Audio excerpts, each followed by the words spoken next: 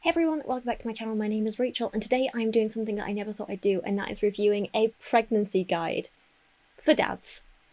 Now, as a lot of you may know, but if you don't, I'll tell you anyway, I am a child-free woman who has never had kids and never will have kids. I have thankfully never been pregnant and I never plan on being pregnant, hence why I've never really read a pregnancy guide before. However, I, as a cisgender woman, do have to deal with a lot of uterus issues, a lot of hormone issues, so a few of the things that I mentioned in this book are things that I'm not necessarily like, they've not happened to me, but like I've had to deal with similar things, if that makes sense. Like hormonal fluctuations are something that I'm very familiar with, changes to my uterus or vaginal discharge is something I'm familiar with, dealing with periods and ovulation is something I'm familiar with. So maybe that gives me a little more insight than some cisgender men, but I'm very aware that I'm not a pregnant person and I never will be, hopefully. So there are things that I can't necessarily like comment on about this book that I'm hoping you guys in the comments can comment on. But what I will say is, quite funnily, I ended up having a chat with my nurse yesterday when I went in for my smear test, and oh my god, that was a whole drama in itself. I have to go back next week because my cervix was not in the right position. I have cervix issues, I've told you about this before. Sorry, if this is your first time here, hi, let's get to know each other. I'm going to talk about my cervix. But no, she couldn't reach my cervix properly. It was like a whole drama. So I'm going back next week to try and have a different nurse have a look at it. But the woman who did it was absolutely lovely, and I've had this issue before, so I'm used to it. But while I was there in the office, me and the nurse were having a good little chat, and she was asking me about work, and she was like, oh, what are you working on right now? And so I told her about this video, and I told her about this book, and I have never seen a woman more horrified. She was like, what the hell? No, that's not publishing. Who published this? Who wrote this? Why is it allowed to be out there? And I was like, right. And she was commenting on how much misinformation there was in the things I was telling her that were in this book. And she was like, thank God you're calling it out. And I was like, okay, so I'm doing the right thing. And she's like, yes. So I do have a nurse's backing to some extent, but that was in like a 20-minute conversation. So obviously I couldn't tell her everything that was in the book. I just gave her the highlights. So all that said, today we are reading Mission Pregnancy, Dad's Survival Guide to 9 Months by... The author is complicated. They just go by Dad Is online, and I can't find out who's actually written these books. I went into my review and I wrote all of this stuff thinking it was written by a man for men, but the owner of like the parent company seems to be a woman from Tel Aviv. Very confusing. We'll touch on her and who she is at the end, but for now, this is written as though it's from the perspective of a man, so I assume the author was a man and a dad. I don't know. It's just an assumption I'm making, because they do remain anonymous. They just go by Dad Is. So this book describes itself as a must-read for every man whose partner is pregnant or will be, and for every woman who wants to survive pregnancy without having her partner lose his crap entirely. Doesn't sound bad. Doesn't. I think pregnancy guides for dads are a really important thing. They're a really good thing to have. There's going to be a big market for them. More men should be reading them. So how did I find this book in the first place? Well, I have to give a shout out to a woman on Instagram called Kristen C.A. That's S-E-A-Y. I'm not quite sure how to pronounce her surname, but I think it's C-A-C-A. Yeah, C-A. C-C. I don't... Anyway, this woman, she's great. Shout out to her. She was reviewing a series of pregnancy books, like a bunch of the worst pregnancy books, and she came up on my Instagram feed a couple of times, and this book is the one that stood out to me because I only heard like, I think I saw it in 2 videos. I'm sure she's done more though. But the extracts I heard, I was like, what the hell? I need to find this book and review it. And so I found it on Amazon for £3.33. Bargain. I'm kidding. Even that is too much. It's not worth that. And I found these reviews on Amazon. 1 star, vile. This is from a man called James. So it's not just women who are angry about this. Disgustingly outdated and misogynistic. Every copy should be burnt. That was just, what, 4 days ago. That's fun. Vile and ignorant. This is unbelievably gross and should have never been published, let alone put on sale. It describes women as the property of men and characterises gynecologists and healthcare professionals as perverts and abusers. That's one of the bits I told my nurse about and she was really appalled by. We'll get to it, don't worry. We're going in depth with this, as always. If that's not enough, it's full of inaccurate information about medical and personal care issues during pregnancy. Any man or woman who finds this readable or values its content is not going to make a good parent. Ew! Every quote I hear from this book makes me want to vomit. It's full of sexist jokes at the mother's expense about how pregnant women were just taking advantage of men as much as they can, and reassurances to men that they will have sex again soon. There are also weird comments about how every expecting father wants to have a son instead of a daughter so that they can look at chicks in bikinis together at the beach or drink beer together. Yep, don't worry, we're going to be covering that bit too. It is gross. Who wrote this? Does the author of this book actually have kids? Does he hate his wife? I would judge fathers who actually like this book. WTF. Laura said it spreads misinformation and misogyny, full of incorrect information and an extremely sexist tone that makes fun of pregnant mothers. This book trivializes the ordeal that women go through, sexualizing the painful body changes, as well as sexualizing invasive pelvic exams. Yeah, and again, that's something I told my nurse about. Again, we'll get there, don't worry. Even going so far as to warn the men to rein in their inherent possessiveness of their women by holding back their desire to hit the OBGYN for daring to perform such examinations. We're covering it. According to this book, women exaggerate and lie about their struggles for attention, and being sympathetic threatens to shatter their masculinity. Wish I could rate 0 stars. Steph says, do not buy, absolutely not, misogynistic and gross. Are we not better than this in 2025? And now it's 2026 and apparently we're still not better than it. Don't get it. Sexist, dismissing and disgusting. Unbelievable it got printed and published. However, there are some good reviews. Some Amazon users really liked it because they said it focused on the most important person during a pregnancy. The dads. Anonymous Amazon customer said, from the United States by the way, the rest, funnily enough, the 1-star reviews were all from the UK, the 5-star from the US, interesting. I'm not commenting. The perfect pregnancy handbook for dads! Exclamation mark. As a first-time dad, I found this book to be incredibly useful in understanding pregnancy and incredibly sympathetic for me, capital letters, as a slightly anxious almost dad. With humoristic tone and marvellous illustrations, this is the best pregnancy handbook one could find. I also bought the second book in this series, Mission Baby, and found it to be a perfect continuation of this book.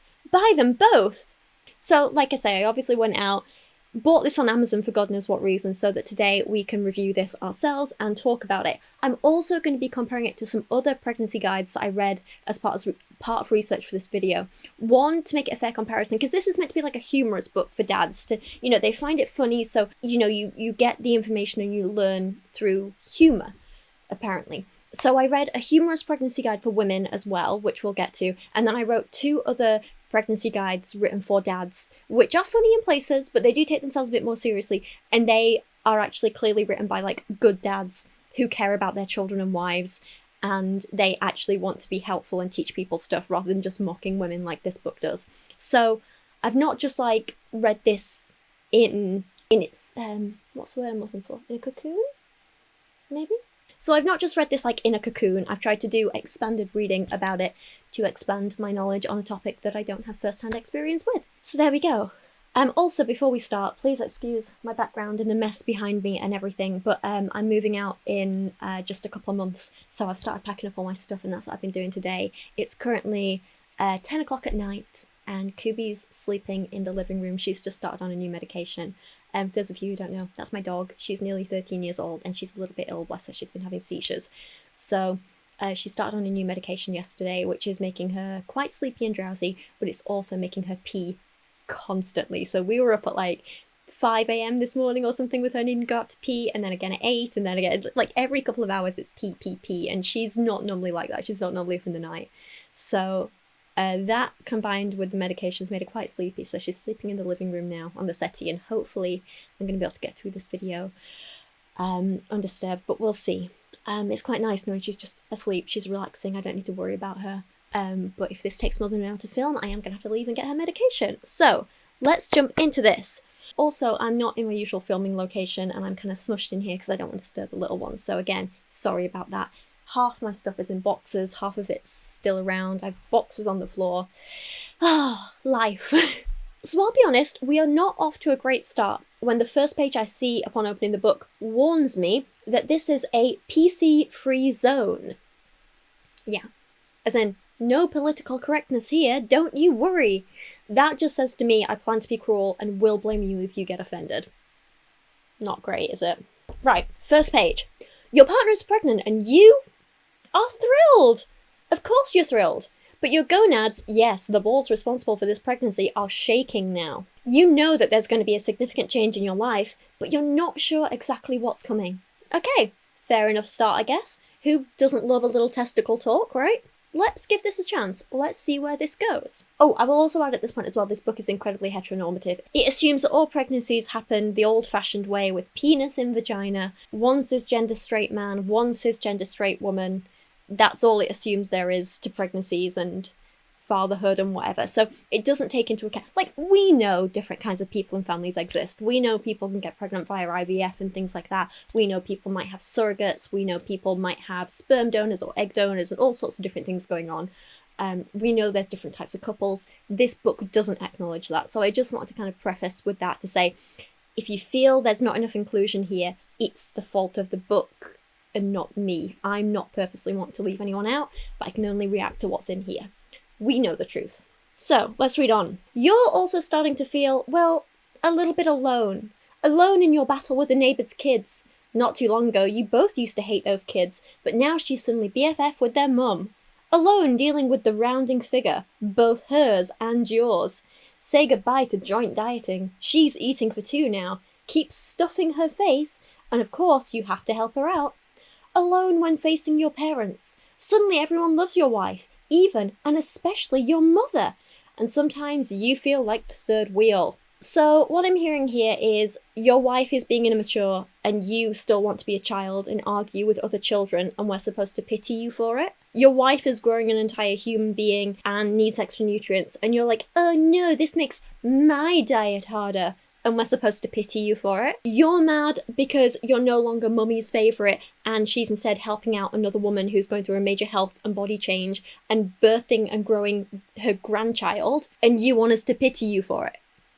Get a grip, man. I'm sorry, but this just screams selfish little manchild to me, and I feel like this is my second video I'm making this year, and already the word manchild has come up so much. Last time with Nick Fuentes, now with whoever wrote this, and whoever enjoys this book. Manchild. It's gonna be the word of 2026, isn't it? Yeah, I'm sorry, if these are your main concerns though, during pregnancy, then you are not ready to be a dad. Grow up. I'm gonna be saying that a lot throughout this video. Drinking game for you. Take a shot every time I say grow up. Actually, don't make it alcohol because you will die, but I was like, if I imagine the worries that a dad would have while, like, his partner's pregnant, I'd think, like, you want to feel connected to your baby despite not being the one it's growing inside. You want to understand what's going on in your wife or partner's body and with your baby's development so you can best care for them and support them. You worry you won't have the skills needed to be a good parent. Not this selfish nonsense. So I wanted to compare this straight off the bat to a humorous guide written for women, and came across this one called The Rough Guide to Pregnancy, which was originally written in the 90s, but there have been updated versions since. And this said things like, so this is covering the worries that pregnant women have regarding their pregnancy and babies and so on. And again, remember, it's meant to be kind of humorous, but also real. My first thoughts every morning and my last thoughts at night were about being pregnant, and there was a fair amount in between. This, as well as the other stuff you usually have to be on top of in your normal life. Would I be a good mother? What if something went wrong? Was it too late to have second thoughts? Should I feel guilty about having second thoughts? Where do we stand on third and subsequent thoughts?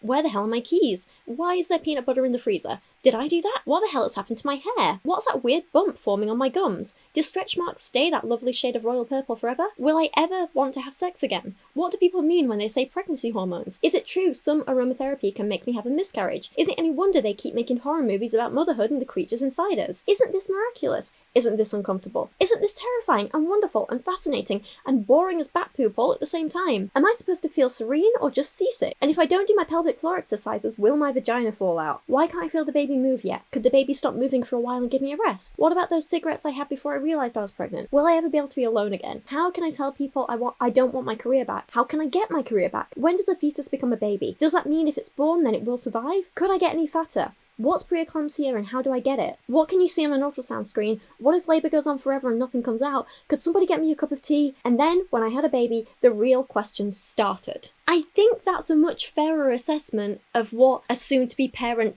likely goes through, rather than, oh boo-hoo, my mummy's not paying enough attention to me anymore. Or at least this is what a good parent should be thinking, not the mummy thing. Very different priorities there, clearly. And it's not just that women are more thoughtful either, I think it's just good parents and good people are more thoughtful during this time. So I found a couple of better books written for men, by men, about being a good dad and preparing for that during pregnancy.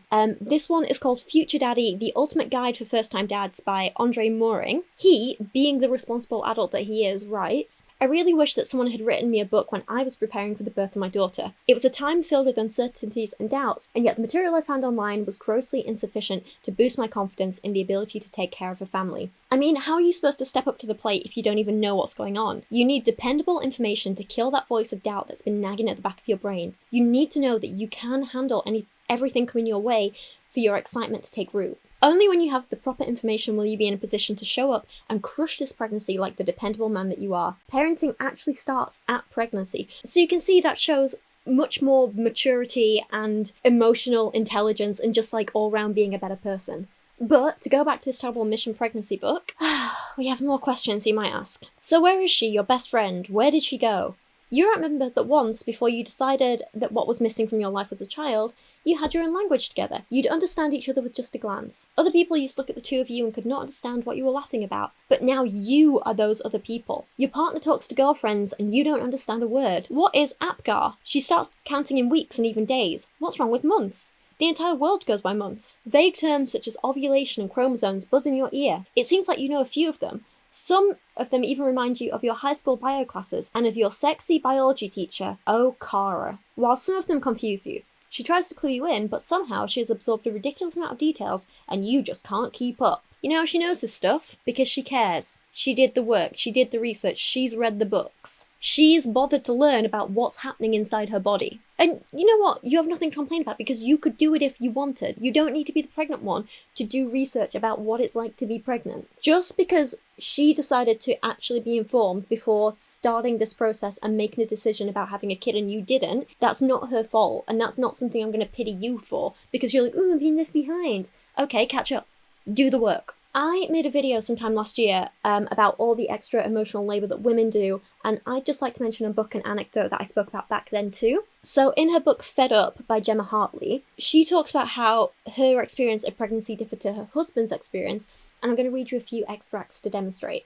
This is a little bit long, but bear with me. So Gemma writes, "The moment I looked at that positive pregnancy test, my world was forever changed. Not only because of the depth of love I experienced through motherhood, but because of the depth of emotional labour I dove into the moment I knew I was pregnant. I shrieked and cried tears of joy and stared at the test in wonder. Then, within an hour, I'd set up a pregnancy appointment, ordered what to expect when you're expecting, found a gestational calculator to give me all the facts I needed to know at the stage, and begun scouring the internet for nursery inspiration. As the birth of my first child approached, I over-prepared and over-researched in every possible way. I wanted to be fully armed for whatever was ahead because I knew the stakes were high.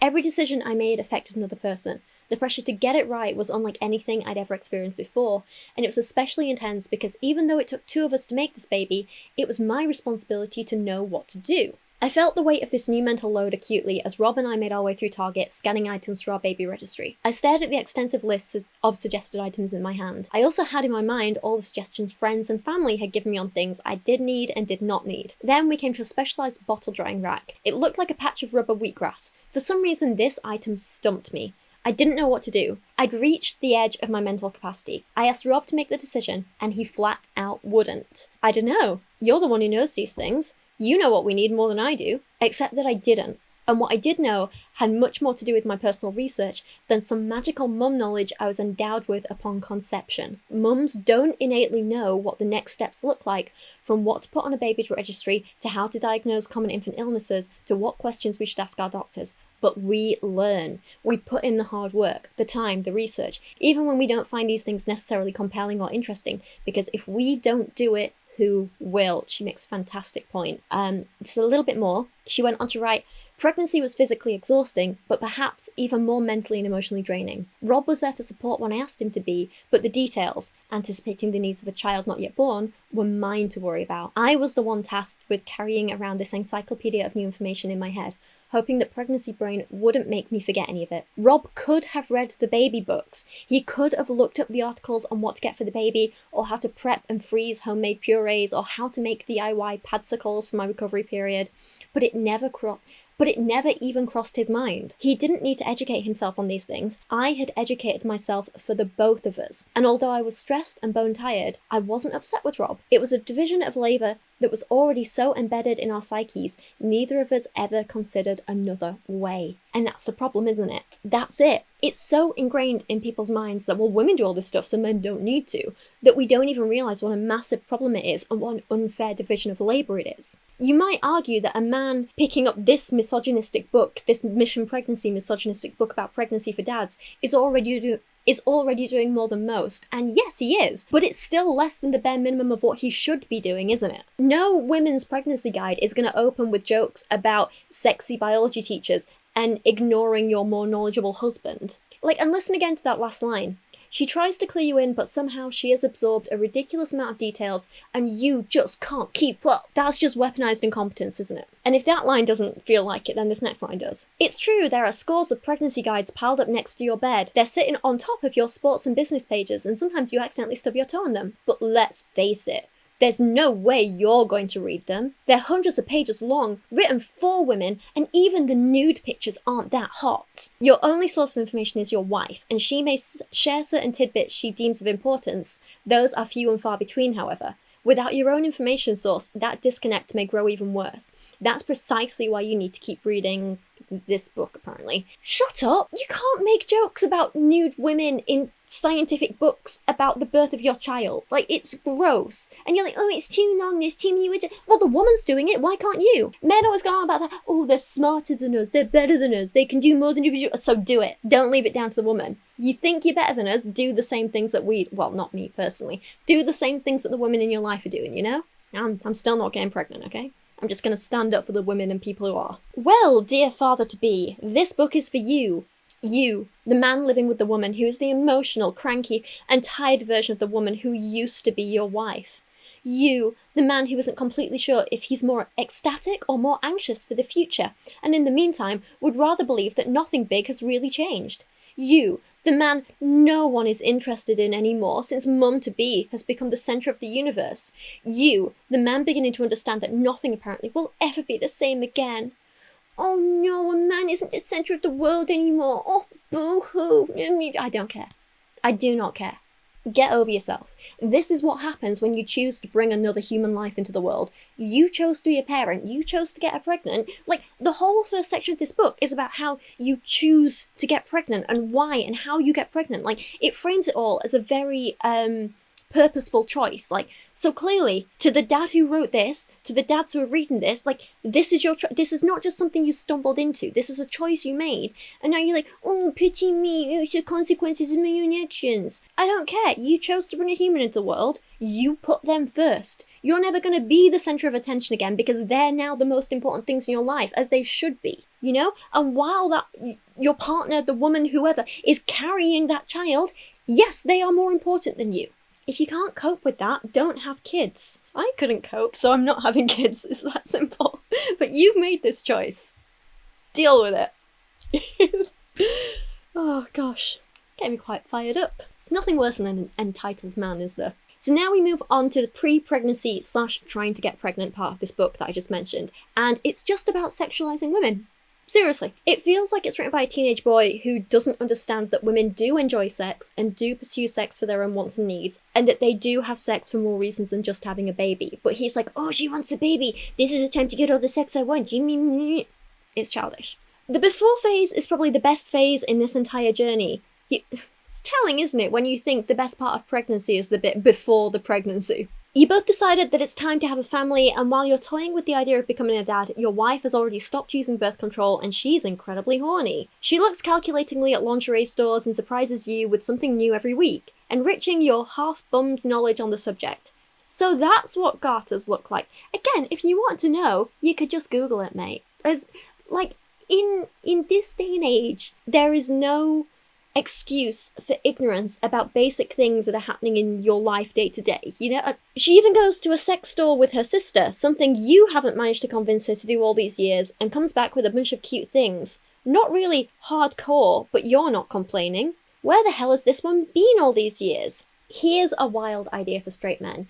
If you'd like the women in your life to have sex with you more, maybe just treat them better so they actually like you. Crazy thought, I know. But no, don't worry, it couldn't possibly be that this woman actually likes him and is attracted to him and just wants to have sex with him. Apparently, she is just a minx who is trying to manipulate him into having sex just when she's ovulating. Yes, he really does write that. But the real reason for this celebration is, of course, that she wants to get pregnant. If you pay attention, you'll notice that the little minx's seduction efforts are focused around 3 to 4 days a month. That's when she's supposed to be ovulating. Remember, women don't want sex, we only want babies. Again, I would like to impolitely request that this author shut up. Ovulation is the process whereby an egg is released from a woman's ovary and drifts down through the fallopian tube towards the uterus, hoping to meet a hunky sperm on its journey. Never call sperm hunky again, please. The egg is a bit spoiled and gets tired easily. Just like Jack Bauer, it has 24 hours to get the job done. After that, it just dies. On the other hand, the sperm is quick and tenacious and able to live in a woman's body for a few days. You can only impregnate a woman during the days she's ovulating. The rest of the days of the month are the days that we thought we could have safe sex when we were in high school. So really, you're even trying to pull a misogynistic, see, men are just better than women, we're faster and stronger and we survive longer, when you're talking about eggs and sperm. Grow up!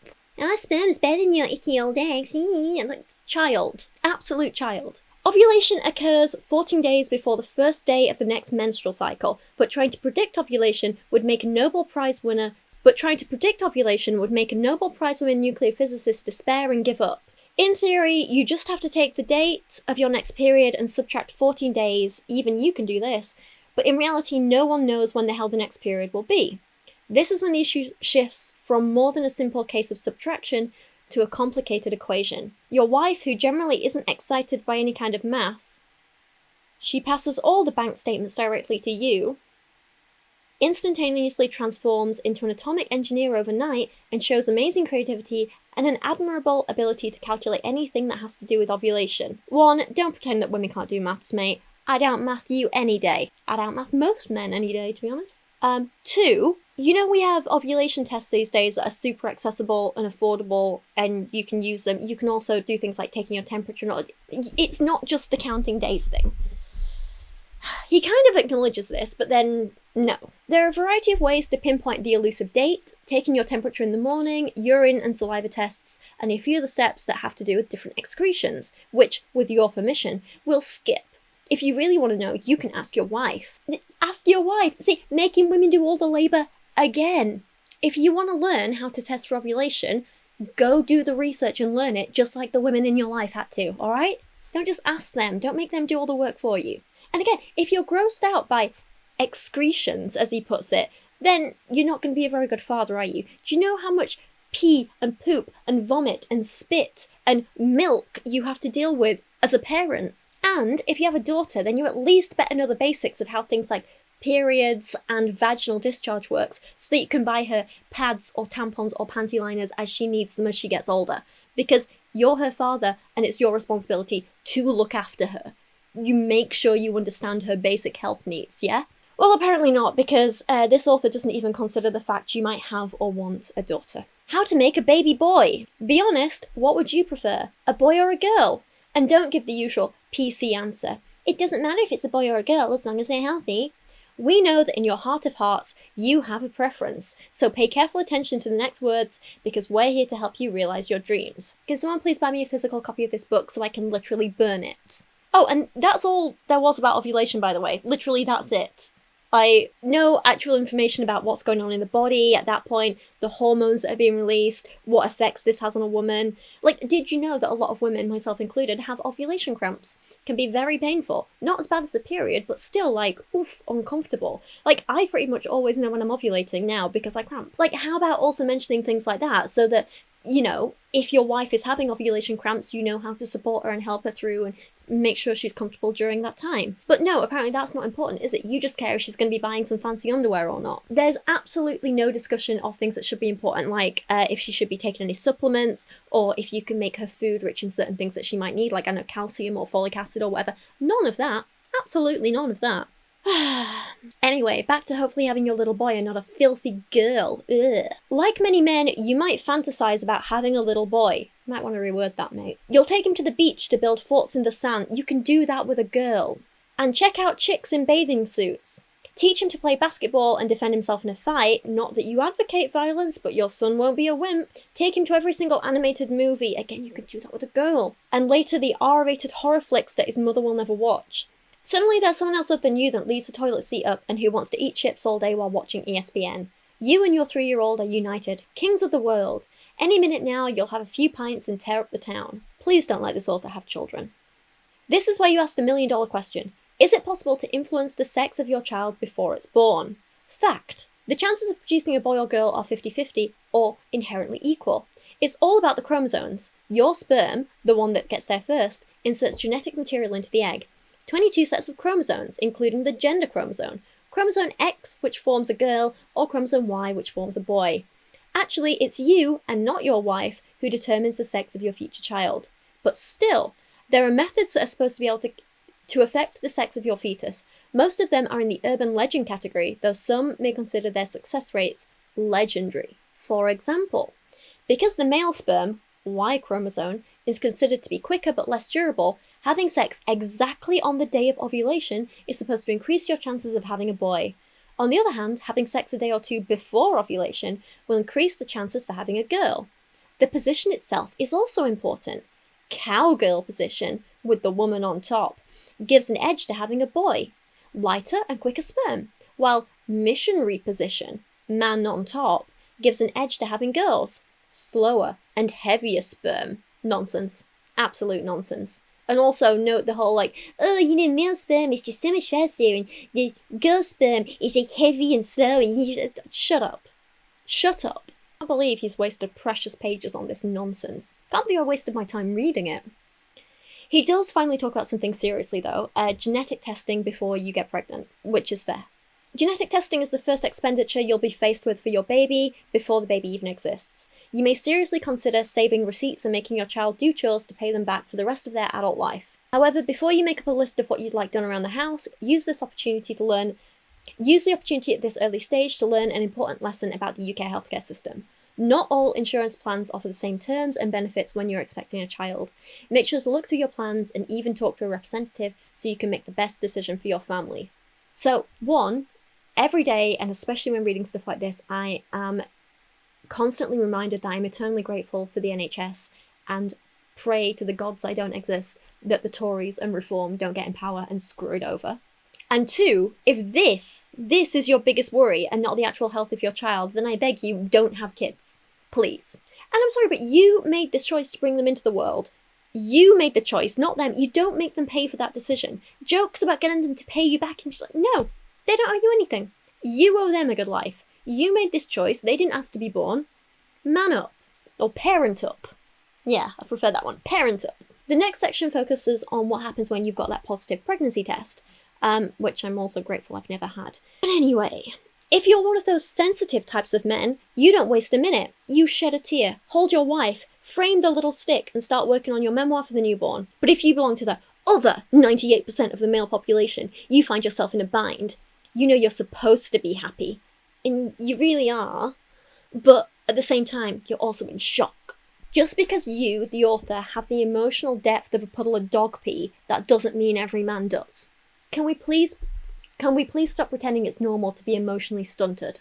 Your entire life as an independent man flashes before your eyes, and even though you knew this day would come, what can you expect when you do it with no protection like your sex ed teacher said?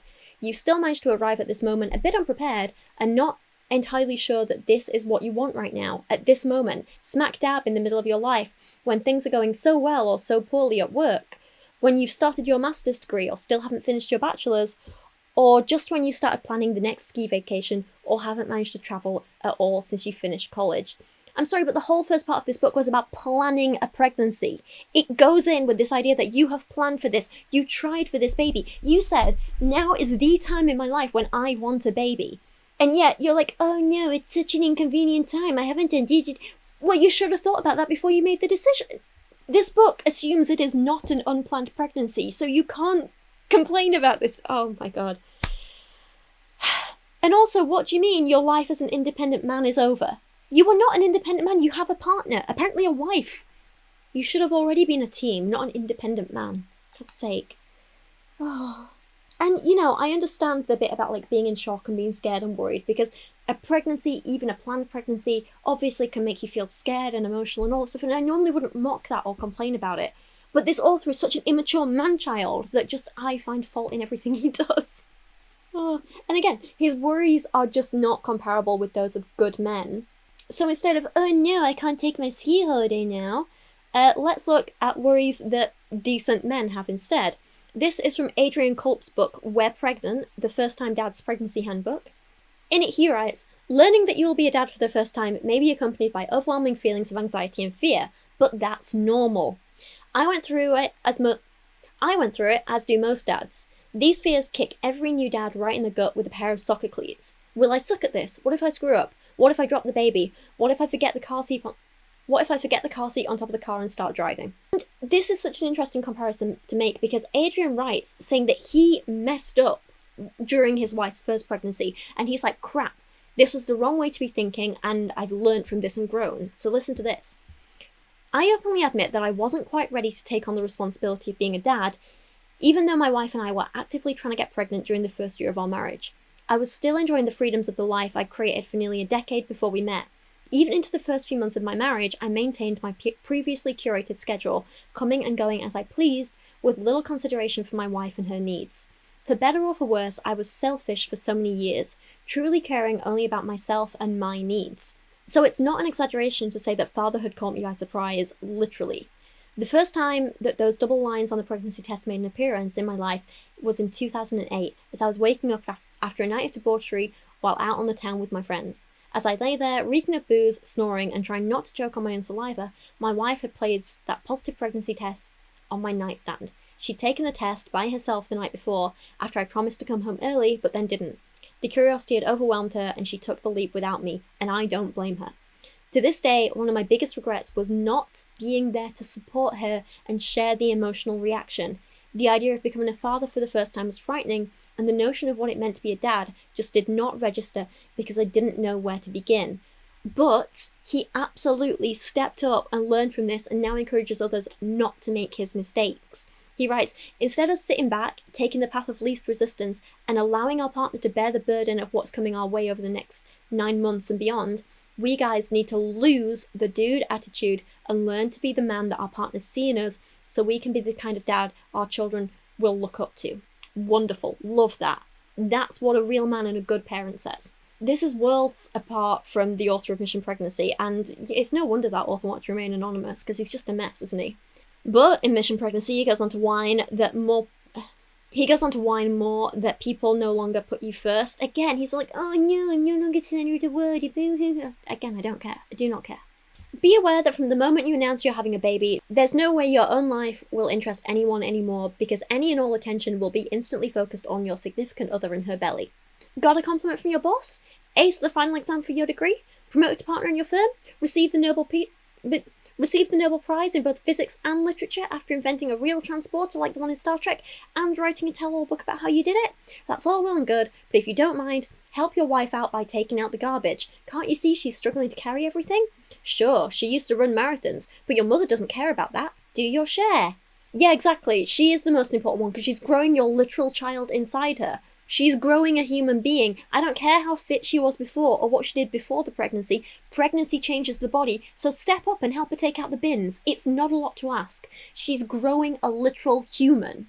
Again, to compare this to a real man writing about this, Andre Mooring writes in his book, be her sidekick. You're starting or continuing to build a family, so you're in this together. Support her and assist her in whatever she needs help with. Ask, don't wait for her to tell you what needs to happen. If you can anticipate her needs before she has them, you'll make her time a lot easier. Think of this season as a journey or an adventure that you're taking together. She is the lead, obviously, and you are the sidekick. Play that role well, and you're guaranteed to win a supporting role award for being the best partner/father ever. One of the best ways to support your partner during this time is to give her the opportunity to talk about her pregnancy with someone who is as emotionally invested in it as she is. You must also learn how to support your partner. As her belly grows, she'll become increasingly dependent on you for everyday things. Some of them might be very mundane, but you will still have to do them. The more supportive you are of her, the better a time she will have with the pregnancy, and the healthier your son or daughter will be when born. Pregnancy is a time when even the handiest woman becomes very inept at performing even mildly strenuous physical activities, and yet there's a lot of stuff the baby needs that your house will probably be lacking. It falls 100% upon you to do all these things. Just know that however strenuous these activities may get, they do not come close to the kind of physical strain your partner feels for carrying the baby throughout the whole pregnancy. Thank you. This is what a good partner says. This is what a good dad says. He clearly has very, very different priorities to the dad of Mission Pregnancy and different concerns because Andre clearly actually cares about his partner and future child. But the one we're reviewing, Mission Pregnancy, goes on to say, telling your immediate family, especially your parents, is a touching but sometimes embarrassing conversation. The embarrassment reaches new heights when you tell her father, who until now comfortably ignored the fact that his daughter is no longer a virgin, despite the fact you've been living together for 5 years. You're now making him face that fact, and you know that behind his big smile, what he really wants to do is hit you where it hurts so that you can never repeat the deed. The feeling will grow as his daughter's belly grows, and will be an ongoing reminder of your actions. Why are dads thinking so much about their children's sex lives? Stop it. Counting by weeks. Who invented that? Once upon a time, when payphones were still a thing and everything was right with the world, your mother managed to have 3 somewhat successful children without one ultrasound. Pregnancy lasted for 9 months, and counting was simple and easy enough for men to understand. If she's 6 months along, you have 3 more months to sleep in on the weekends. I don't know why you'd be, grumpy about the fact that ultrasounds now exist, and you can see your baby before it's born. You can get health checkups on them. You know they're safe and healthy. How is that not a good thing? It's thanks to that technology that we have saved so many lives of babies and mothers, you know? Our mothers and grandmothers who didn't have access to ultrasounds and other healthcare during pregnancy had a lot of miscarriages and often died in childbirth. That's not everything was right with the world. That's women dying unnecessarily. The author goes on to say, there have been many new developments in this field since the days when your mother was pregnant. Some of them were very successful, hooray for the inventor of the disposable diaper, and some less so. But the world record for silly invention goes to tracking pregnancy by weeks. The explanation for how this method works lies in the invention of the ultrasound. Doctors claim that this method of counting is more exact. Now we can definitely know how old the fetus is and how far along the pregnancy is. Bottom line, the doctors must be more comfortable with it, women manage fairly well, and nobody bothered to ask men anyway. Ask men what? It's not your body. And why do you care anyway that we now count in weeks rather than just months? Why do you care that it's more accurate? Why does this bother you?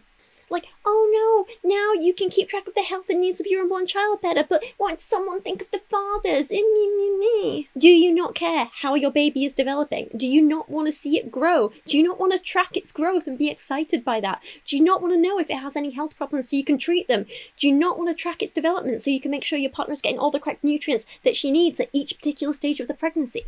Why do you not care? Why do you not give a damn about your unborn child? Anyway, he begrudgingly talks about the first trimester of pregnancy. Please fasten your seatbelt and make sure you have a few essential items: ironclad patience, a strong constitution, and a cache of snacks hidden away for desperate times. By the time the first trimester comes to an end, you'll most likely be bruised and battered like a crash test dummy.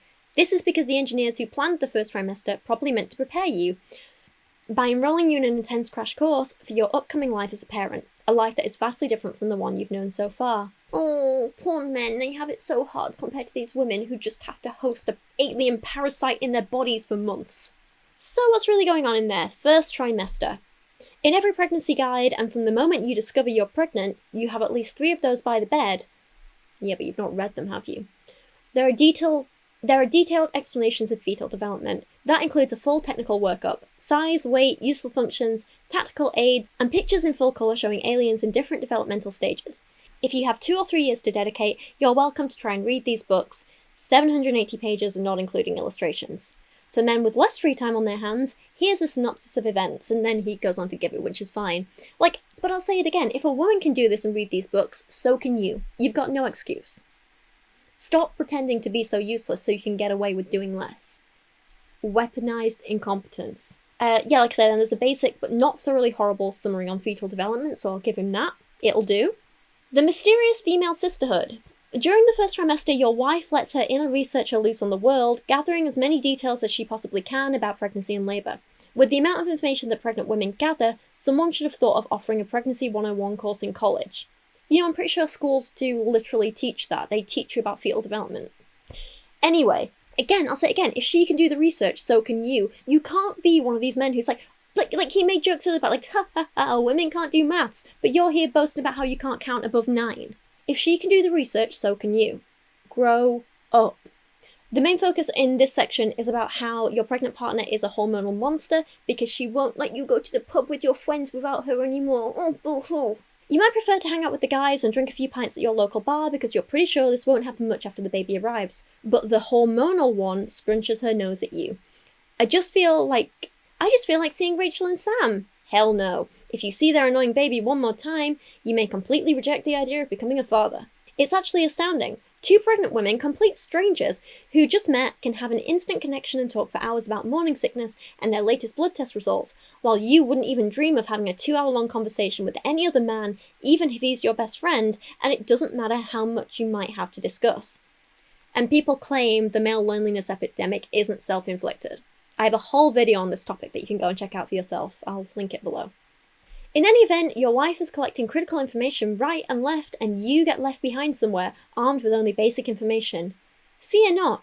Pregnancy demonstrates an important life lesson that every soldier learns. The less you know, the better. How about no? The less you know, the more of an idiot you are, as proven by this book.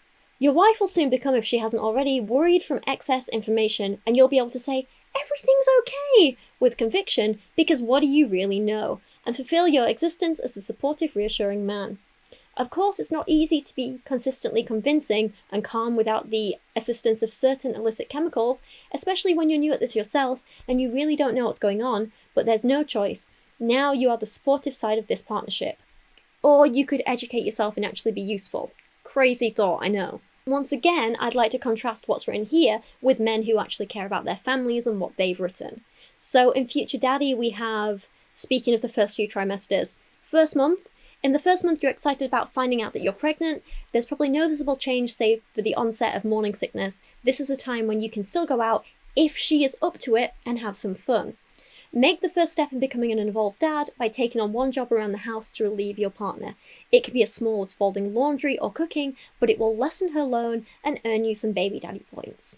Second month, as the second month rolls around, pick up more jobs around the house that you can consistently do. Your partner's body is spending increasingly more of her energy growing the baby inside her, which means she is likely to be exhausted all the time. Whatever you're doing right now, you can do even more to help out. Third month, this is a month when you can hear your baby's heart beating, so be sure to attend the doctor's checkups at any cost. After the doctor's appointment, take her out to dinner and gush together about your tiny bundle of joy. This is a man who actually wants to be a parent. You can tell. It's a world apart from the Mission Pregnancy book. Another example in We're Pregnant, we see one of the most important things to consider about the first trimester is your current lifestyle. Things like booze and tobacco aren't conducive to fostering a healthy pregnancy. Mum should be adjusting her lifestyle with the idea that everything she puts in her body can and will have a direct effect on the baby. Eating healthy and getting enough rest are of paramount importance, and you can gently encourage this with your partner. Keep in mind over the next 12 weeks, Mum's body is preparing to carry a baby for the long haul, and that comes with intense hormone changes. This is all normal, and Mum can use your support. Whether it's physically or emotionally as her partner, you're sort of silently tasked with making sure that she's doing okay with these changes and not overly affected with a prenatal mood disorder. Be there for her to help her relax or deal with any difficult issues. Show an interest from the beginning. Since you're both committed to the idea of getting pregnant and starting a family, don't hesitate to talk openly about your expectations and fears. Conversely, ask your partner how she's feeling. There's absolutely nothing wrong with getting in on the ground floor and showing excitement for the possibility of bringing a beautiful baby into the world. Think like a dietitian. Your partner is likely taking prenatal vitamins loaded with folic acid, a pregnancy supervitamin that helps reduce the risk of neural tube defects. Folic acid is also found in foods like dried beans, peas, nuts, avocado, broccoli, collard greens, turnip greens, and okra. Blah, blah, blah. Be a chef for your wife, basically. Just because you can't tell she's growing a baby doesn't mean she isn't feeling it. Mum is growing more fatigued by the day, her nausea is increasing, and she may be starting to experience morning sickness. There are massive hormonal changes happening within her body, and her breasts are preparing themselves to produce milk. Her nipples are incredibly sore, so watch the funning business. Your partner's going to need every bit of your support at this point. Gentle encouragement about eating healthy, getting moderate exercise, and treating her body like a temple. You want to help her create a perfect environment inside her body, but also do your part in making her home life serene. It's just an absolute world apart, and I know I keep saying it, but they could not be more different. And this comparison is just scratching the surface.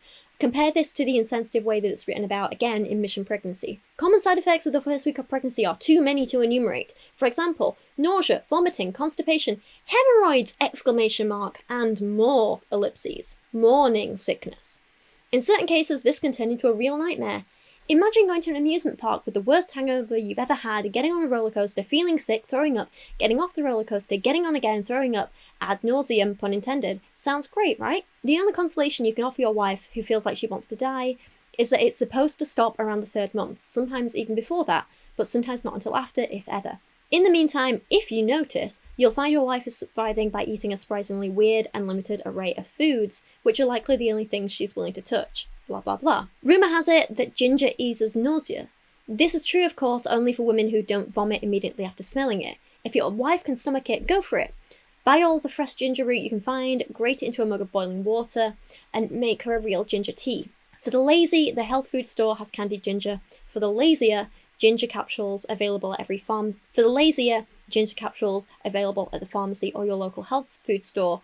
And the only time it ever says to be supportive is when it says, be supportive and understanding. This piece of advice is true for anything having to do with pregnancy. Wait and see. It feels more like that be supportive and understanding is an afterthought and not, the most important thing.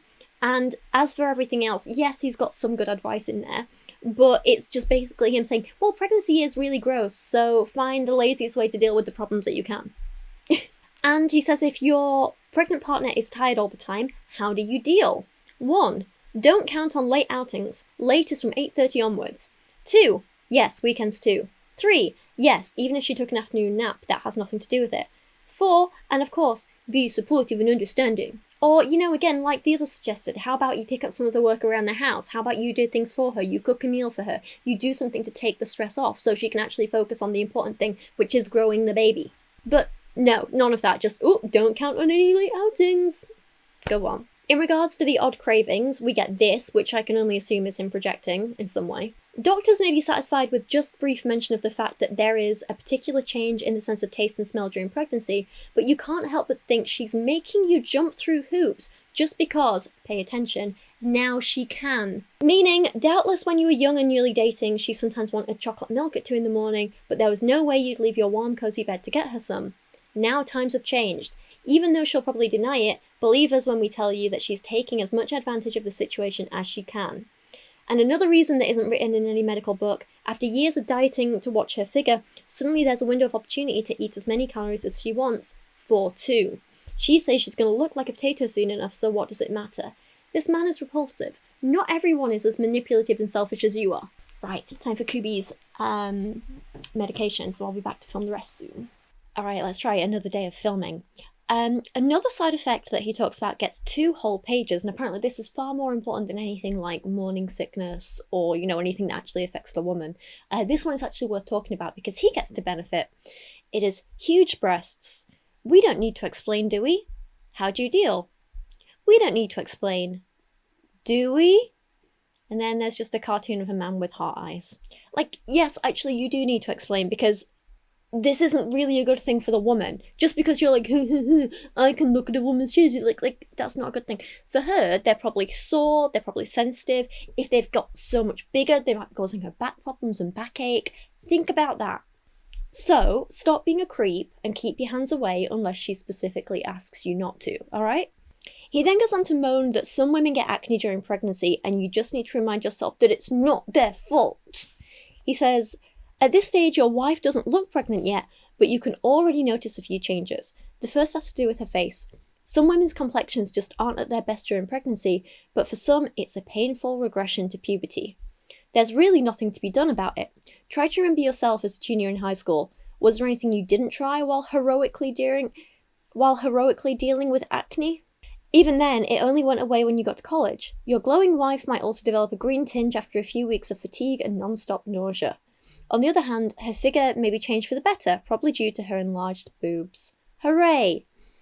By the way, urban legend says that there are women whose libido gets stronger during the first trimester, but we haven't met any. Don't worry though, things dramatically improve later on, so there's something to look forward to. He really only has one thing on his mind, and honestly it's quite insulting, isn't it? And what's with all the urban legends in this book? And I mean, he'll believe the ones about how to make a boy, but not this one apparently. Anyway. Dealing with a woman at the beginning of her pregnancy can be a bit scary. Pregnancy brings on a burst of hormones that can cause weird moods and strange behaviour. Or maybe it's just scary and she's having weird moods because you're not being sensitive to her. No, I know pregnancy hormones and emotional fluctuations can be a thing, but still. He then says that one of the ways you can support your pregnant partner is just to remember that women be crazy. Many women also experience bouts of hysteria during their pregnancy. Yes, he really wrote this. Especially during the first trimester. Probably because you can't see the baby yet and there's no proof it exists. Yes, because women are so crazy that if they can't see something, they don't believe it exists. Indeed, you were probably at the doctor's office just yesterday and saw the fetus dancing the samba happily, but today your wife is stressed all over again because maybe something has changed. Furthermore, some of the side effects, for example, nausea, tend to disappear every now and then, but instead of rejoicing, your woman is worried. Why isn't she nauseous anymore? Maybe she's no longer pregnant. And another thing you should know, pregnancy makes some women develop crazy little rituals. For example, she won't walk around the house in anything but her fuzzy slippers, or when you go to the movies, she has to sit in the aisle. Whatever you do, don't argue with her. Some pregnant women tend to be super impatient during the first months and are not built to withstand anything that isn't instantly gratifying to her. Your gratification can wait forever. Yeah, damn crazy women at it again with their crazies, right? We all know that concern for your unborn child at a time when miscarriage is incredibly common is a sign that a woman is being irrational and insane and should only be lightly humoured and never taken seriously, right?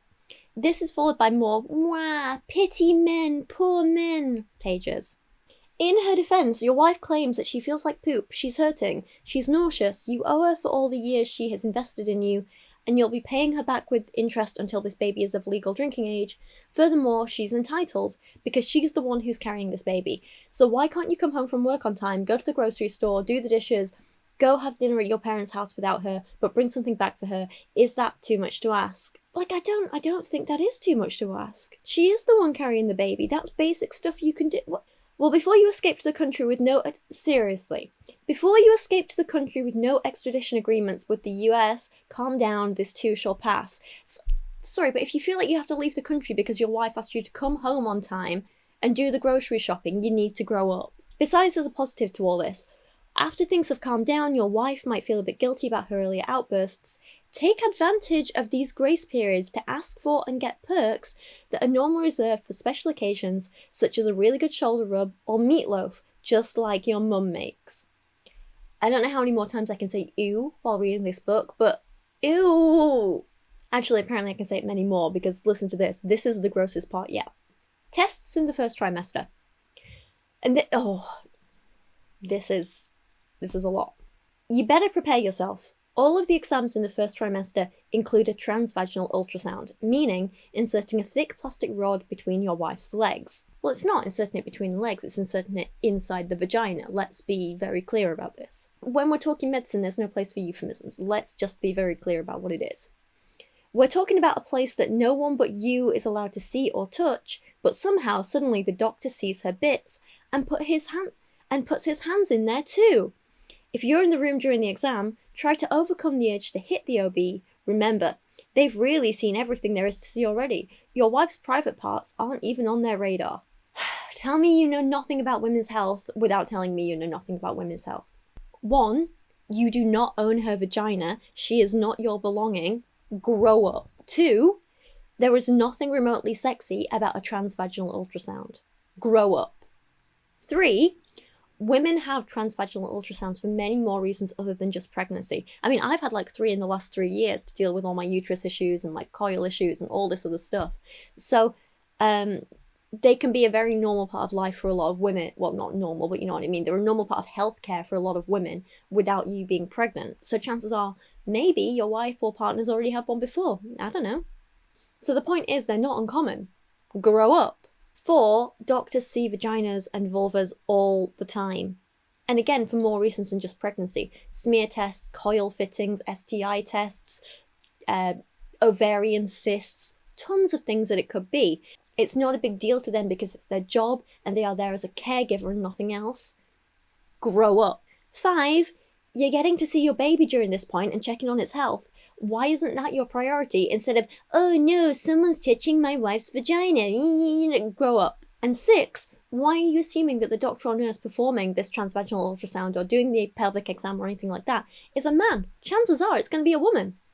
I've had so many people see my vagina, put their hands in there, do all the exams in my life because of all my issues. And I think only one of them has ever been a man. I've only had one male doctor, and that was when I was in the hospital as part of an emergency when I had those ovarian cysts rupture and it twisted my ovary. Other than that, I think every other person has been a woman. Every other doctor and nurse has been a woman. So let's not assume it's a man, yeah? That said, the gender of the person doing it doesn't matter because they're there to do a job. I mean, it might matter to the person having it done. That's if you want someone of a certain gender, that's your choice. But in the grand scheme of things, like you as her partner, you don't get a say in it. It shouldn't matter to you whether it's a man or woman doing it, because at the end of the day, it's someone doing their job. And if you have a problem with a man doing it but not a woman, even though they're both equally qualified, that's a you problem. Grow up. And again, I say that to partners whose body it isn't. If you want a certain thing in your body, you go for it. I'm not going to judge you for that. For some reason, this book also has random sideways pages, including these 10 men you don't want to be pages, which are in like every trimester's chapter. I'm not going to read you all of them because there's a lot. But for this first trimester, some of the men you don't want to be are men who say, we're pregnant. Mixed feelings about this one. On the one hand, she's kind of doing all the hard work here. Please don't take credit for that. But on the other hand, I feel like this author is just trying to distance himself from responsibility because he's a child. Grow up. 2 is men who stop drinking alcohol along with their partner. Yeah, because why try and be supportive and improve your health before the birth of your child? Am I right, lads? 4 is men who know what ovulation is. Because why bother being educated or informed about a basic part of human health, right? 5 is men who participate in pregnancy and labour forums on the internet. This author just sounds jealous that there are men out there who are better parents and partners than he is. I'll just say it now. Of course, again, there's a little bit of nuance to this, because men, please don't go into women's only spaces and just be like, yeah, I'm here, this is mine now, and, assert dominance over it. That's not cool. But there are definitely spaces online designed for dads and inclusive of dads, and if you want to take part in that, that's commendable, that's good, that's what you should be doing as a parent who's interested in their kid's life, go for it. Let's not shame them for it. Another one is men who go to a therapist to process unresolved conflicts from their childhood. He's right, a real man just lets the cycle of abuse continue and goes on to hurt their children for the rest of their lives.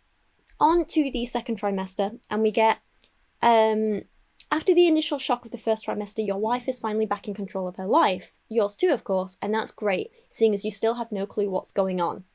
So don't worry, boys, you don't have to do emotional labour anymore. She's back on top of it. Not that you ever did any emotional labour, but just in case you were considering it, you don't have to anymore. She's got it. Put all the pressure back on her, yeah? Also, weird as it may sound, some women start growing hair in unexpected places, like their stomach, ! Back, ! And even on their face, ! due to hormonal changes in their body. If this happens to your wife, don't mention it. Trust us, she won't find it funny. Anyway, you don't have to worry, the hair will fall out on its own after the birth. You do realise that some women just have hair on their bodies, and well, every human has hair on their bodies, but yes, some women have facial hair or back hairs or whatever, like, it's a part of life. Every woman has different hormone levels, and every woman has different levels of body hair and other things going on. It's quite normal. Chances are, with this husband, yeah, maybe his partner or wife got a little hairier during pregnancy, but chances are she'd probably already had a lot of that for the rest of her life, but she'd maybe been like removing it or bleaching it or doing whatever, so he didn't notice before, and now suddenly she's pregnant and growing a baby and doesn't have the time to remove it all constantly, and he's like, oh god, this is the pregnancy's fault, when really it's like, no, you're just seeing your wife as she is. Can we stop shaming body hair, please, because it's a completely normal and natural part of life. So the rest of this chapter is mostly about how she's getting a baby bump now, so let's body shame her, just not to her face, only behind her back. This page is called The Trauma of Maternity Clothes, or How Do I Look in This? Let's start with a few ground rules. Don't go clothes shopping with her, that's what her friends are for. You better hide all of the mirrors in your house, and take 2 hours of trying on clothes into consideration before every outing. Or, call me crazy, you could try supporting your partner when she's feeling vulnerable and her body is changing in ways it never has before. Just a thought. Wild, I know. He says of his partners, already looking like someone who's been supersized, but not yet sporting a nice round pregnant belly, mum-to-be walks the earth as a bit of a strange, bloated version of herself. Now, excuse me, but what the hell? Don't talk about women like this. Also, somewhere in the next few months, she might experience a very bizarre phenomenon. Her breasts may start leaking milk. Okay, it's not milk yet. It's this murky clear liquid, but the effect is just as shocking for you, as this is the first time you understand that your wife in general, and her breasts specifically, are no longer yours, but intended for something or someone else. Men, boys, repeat after me. Your partner's body is not your belonging. She is not your property. Another side effect that could occur at this time, the appearance of odd light brown pigmentation on her face and a brown line down the length of her stomach. These peculiar marks are supposed to fade after delivery, but notice that after delivery is a vague term that could mean 2 weeks or a year, meaning you could be stuck with a speckled, freckled wife for another few months. Excuse me, stuck with? You're stuck with your wife who's growing your child? Can we not? This is a human being who is sacrificing her whole body for your offspring. Let's not shame her for having a few freckles and say, ooh, I'm stuck with her. You better see her and appreciate her for the goddess that she is. There's nothing wrong with a few freckles. It sounds to me like she's the one who's stuck with you until she comes to her senses and leaves you. Now we get another 10 men you don't want to be list. Men who answer the question, how many weeks along are you, with week 16 and 3 days? Yeah, guys, remember it's not cool to take an active interest in the growth of your child. Or men who start speaking in plurals. We had an ultrasound. We're at the end of the 4th month. Yeah, because again, you wouldn't want anyone to think that you two are a team or that you're actually pulling your weight, would you? And I know we've kind of skipped through that quite quickly, but let's move on now to the 3rd trimester. This opens with the tip. They say that sex in the 9th month helps to induce labour. Highlight this tidbit and leave this book open on your bed. Because again, his only priority is his penis and not the well-being of his family that he's supposed to care about. The 3rd trimester is without a doubt man's happy hour. Because that's all that matters, isn't it? Never mind your wife's going to be the size of a house and bloated and in pain and uncomfortable and constantly worried and exhausted. It's your happy hour and that's all that matters. During these 3 months, you'll be asked to do what men are always best at. Errands. Up until now, you've primarily been a passive partner in this complicated business called pregnancy. Even if you went along to all the doctor's visits and exams with her and dutifully sung lullabies to the fetus, it's a drop in the bucket compared to what she's been through. But now you're becoming an active and energetic partner, specifically in 2 areas. First, organising the kids' room, including accessories, a more complicated task than it sounds, but we'll get to that in a moment. And the second, assisting during labour. So, according to the good dads that I know, and the other parenting books that I've written by dads who are good dads, the first 2 trimesters have not been passive, or should not have been passive. They're only passive if you're an uninterested partner who doesn't give a damn about his family. At this stage, your wife is also starting to feel more and more cramps in her belly and legs, back pain and other aches. It doesn't matter how much she complains. If you care about your health, never, ! Use the known male saying, pregnancy is not a disease. And also don't share stories of your friends' wives who kept on working, playing tennis, and gourmet cooking right up to the birth. I know he's trying to be humorous, but I just don't find it funny to be this self-centered, you know? Again, I keep coming back to that anecdote from Gemma Hartley's book that we read in the first part of this video. Remember when Gemma was stressed because she had to research everything the baby needed and make all the decisions, and her husband had no idea, and that made her even more stressed as hell, and she wrote about it as this warning that you should not allow this to happen. Well, our author of Dad Is thinks this is just funny and just part of life and not something that needs changing and addressing. It's frustrating to read. This is how to shop for baby and stay alive.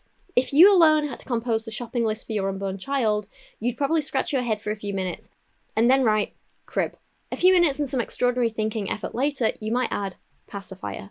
What else does a little baby need anyway? Apparently a lot. At least that's what your wife and her friends think. It's so frustrating even just reading it out loud to you now. They've made up a long shopping list or looked online for what's best to buy, including many items, some of which you've never even heard of. Sheets, baby slings, wardrobe, crib, stroller, baby wipes, formula, bottles, a rack for bottle drying, a sterilizer, breast pump, humidifier, a thermometer, a tiny tub for the baby so he won't get washed away with the bath water, or to minimize drowning, okay. In total, 5 handwritten pages full of chicken scratch with footnotes, cross-references, and preliminary cost analysis. Sorry, but this isn't just what your wife and her friends think the baby needs, this is what the baby needs. They aren't just listing off these things for the fun of it. There's a reason for each of these items.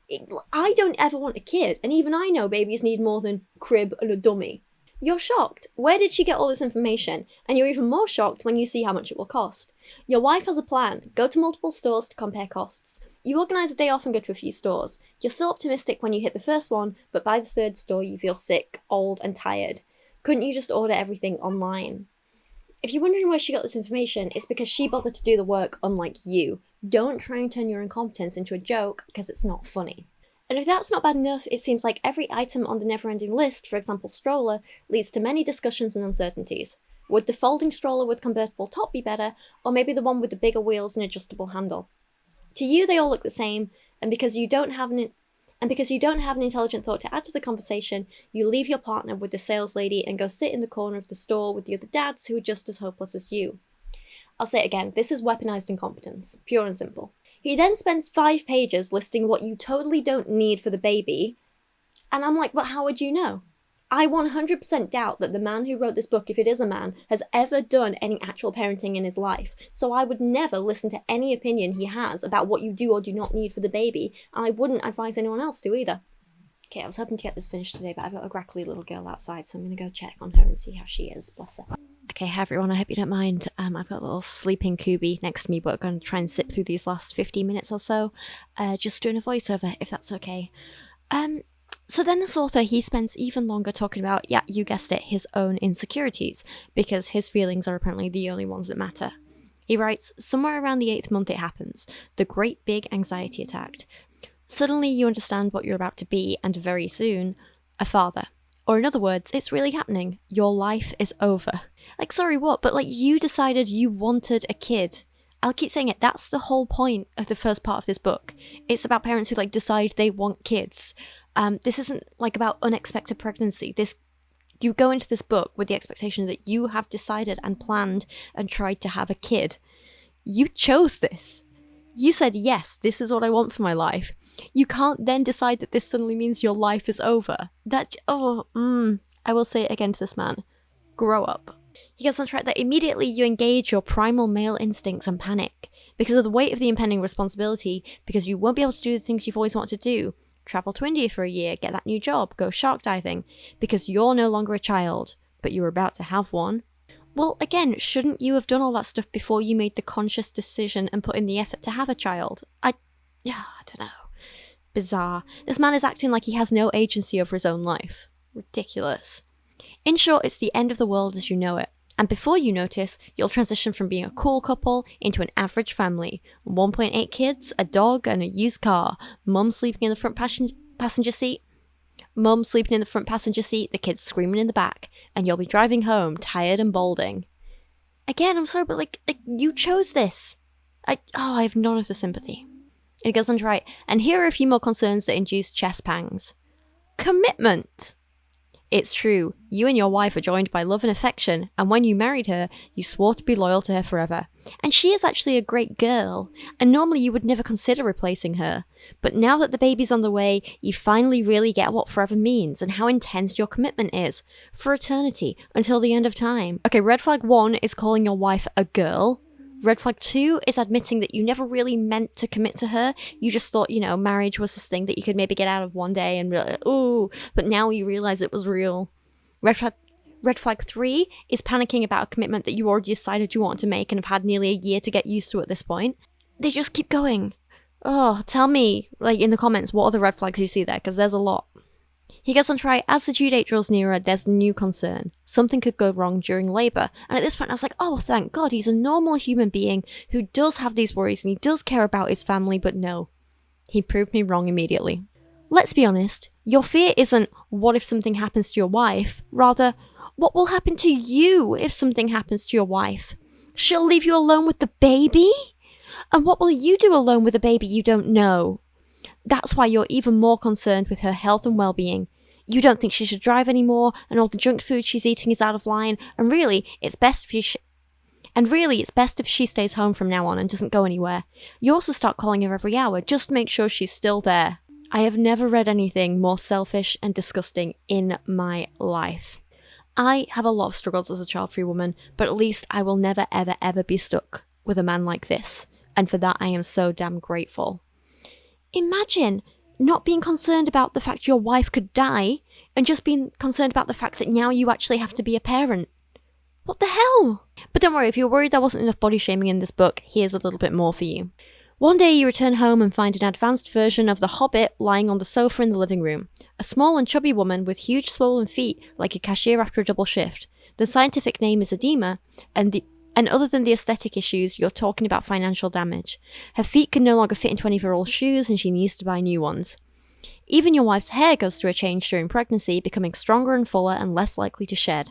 An end to the stray curls floating around the house like tumbleweeds. You're enjoying this thought, but here's the flaw.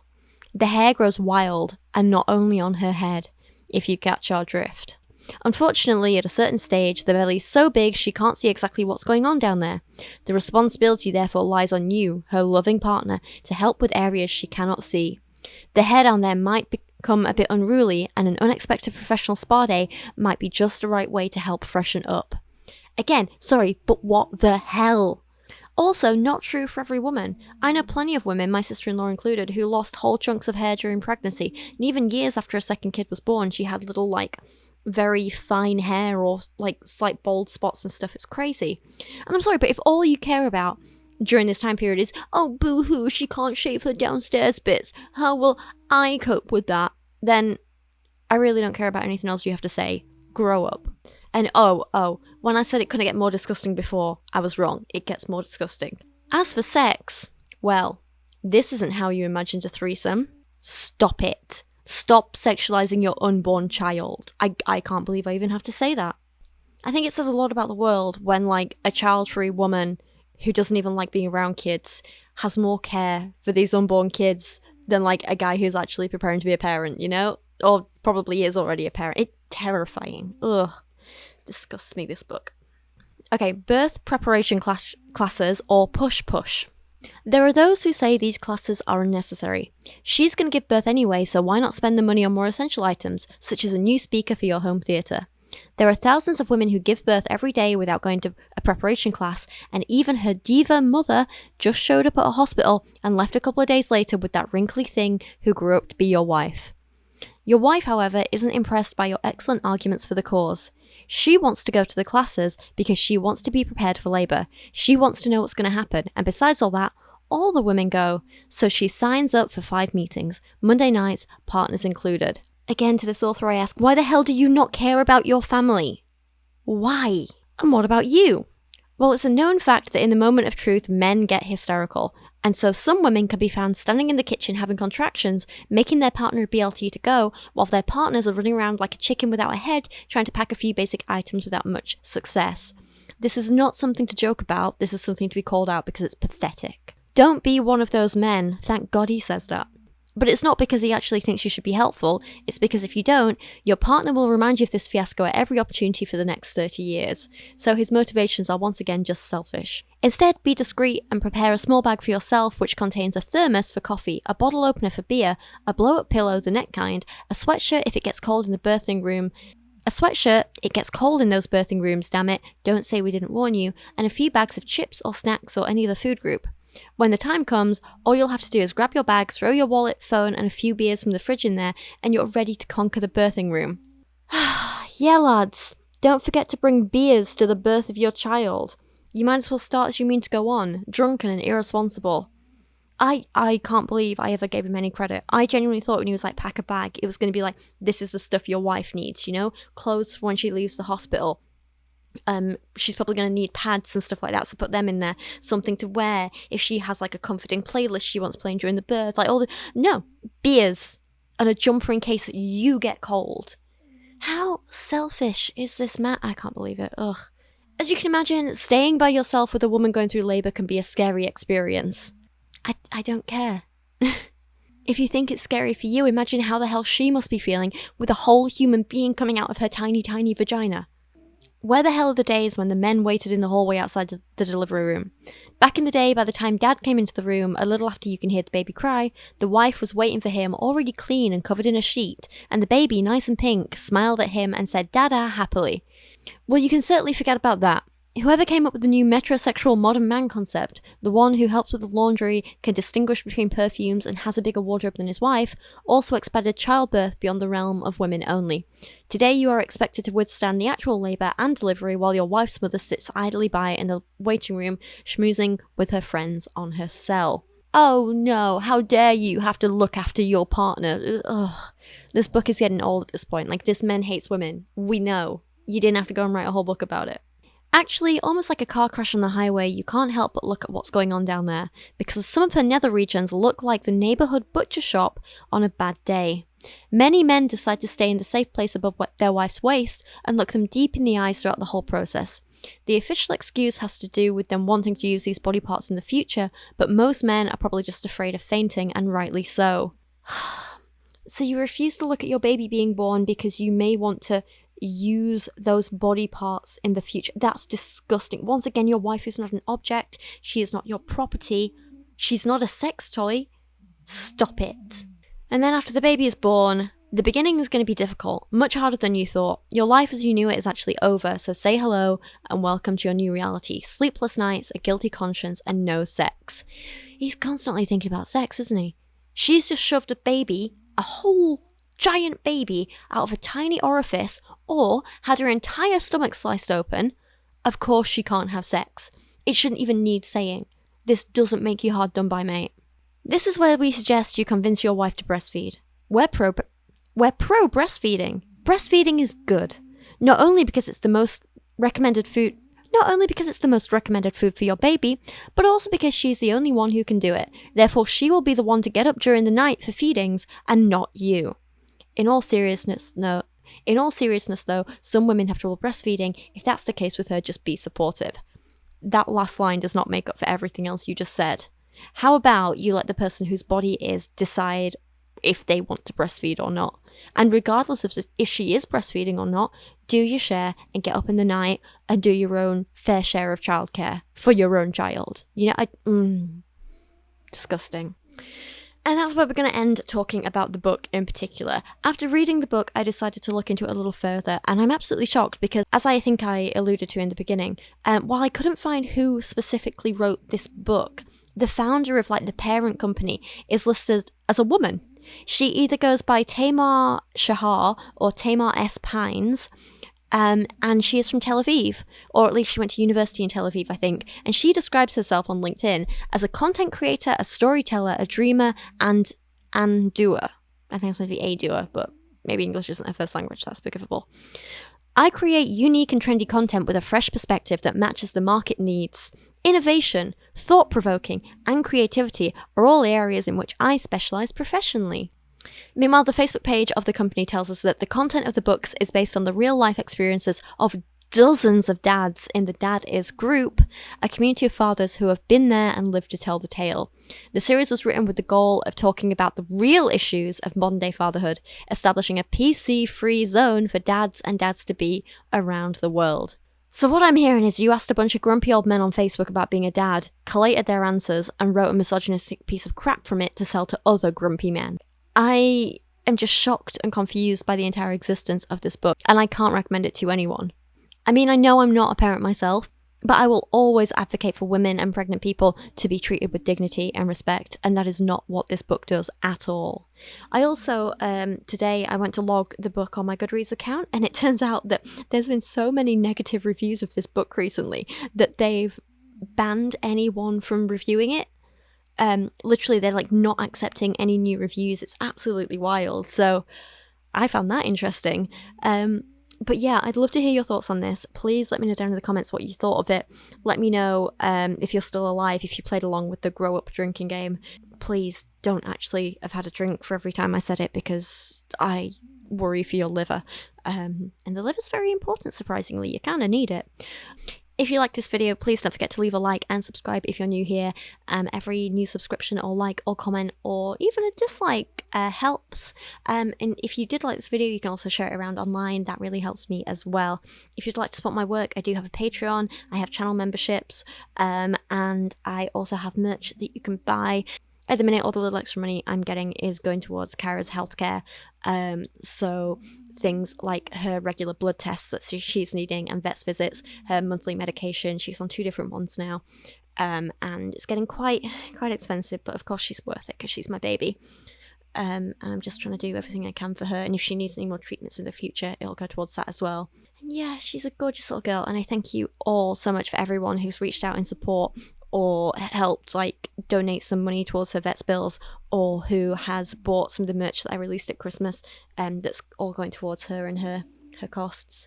So thank you so much to everyone. Your support, your kindness means so much when this is such a difficult time.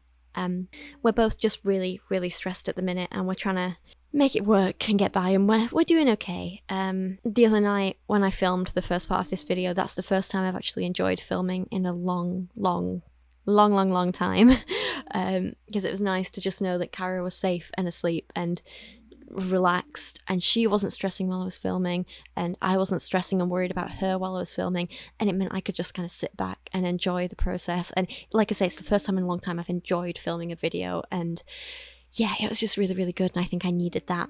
So yeah, sorry, I'm rambling too much, but I thought you should all have a nice little update on Kyra. The really good news is she is now 11 days free without a seizure, which is the longest stretch she's gone since she started having them, which is fantastic news. Before this, she was having them, I think the closest ones were about 3 days apart, but there were some days when she was clustering, so she had like 3 or 4 a day. But the closest ones were about 3 days apart, and then the others were about 7 days apart, and some were 10 days apart, but now she's thankfully gone 11 days. So it's looking like this new medication might be working really well for her. We've just got to wait and see, and yeah, look after the baby in the meantime. Anyway, I'm going to stop talking and let you go because you've already been listening for long enough. But thank you all so much for your support. Thank you for watching today. Thank you for your time. It really does mean so much that you chose to spend it with me and the little snory one next to me. Also, quite a few have been asking me to make the video that I'm already working on next. I've got my script half written.